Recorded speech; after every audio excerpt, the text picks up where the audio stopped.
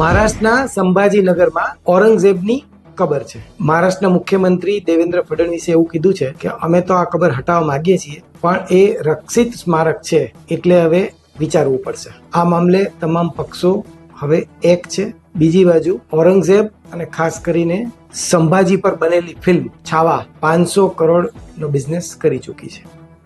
આજે આપણે ઔરંગઝેબ અને સંભાજીની વિવાદની વાત. નમસ્કાર.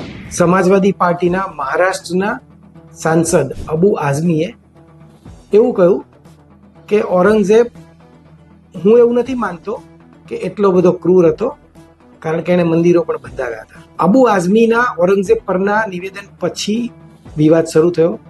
એમની સામે એફઆઈઆર પણ થઈ. બીજી એક જગ્યાએ ઉત્તર પ્રદેશમાં પણ એફઆઈઆર થઈ અને અબુ આઝમી હવે એના ખુલાસા કરતા ફરે છે. અને અબુ આઝમી પર તમામ અત્યારે આક્ષેપો થઈ રહ્યા છે કે ઔરંગઝેબ મરી ગયા અને આટલા વર્ષો પછી પણ ઔરંગઝેબની તરફેણ કેમ કરે છે. આ અબુ આઝમી મૂળ આઝમગઢ યુપીના છે. ઉત્તર પ્રદેશના મુખ્યમંત્રી યોગી આદિત્યનાથે તો એવું પણ કહ્યું કે આવા લોકોને માનસિક તકલીફ હોય છે, એમને ઉત્તર પ્રદેશ મોકલી આપો તો અમે એનો ઉપચાર પણ કરી નાખીશું. એમણે એવું પણ કહ્યું કે જે લોકો ઔરંગઝેબને પોતાનો હીરો માને છે એ લોકો માનસિક વિકૃત છે અને મુસલમાનો કોઈ પુત્રનું નામ ઔરંગઝેબ રાખતા પણ નથી. ઇતિહાસ એ વાતનો સાક્ષી છે કે ઔરંગઝેબે એના પિતાને કેદ કરી લીધા હતા.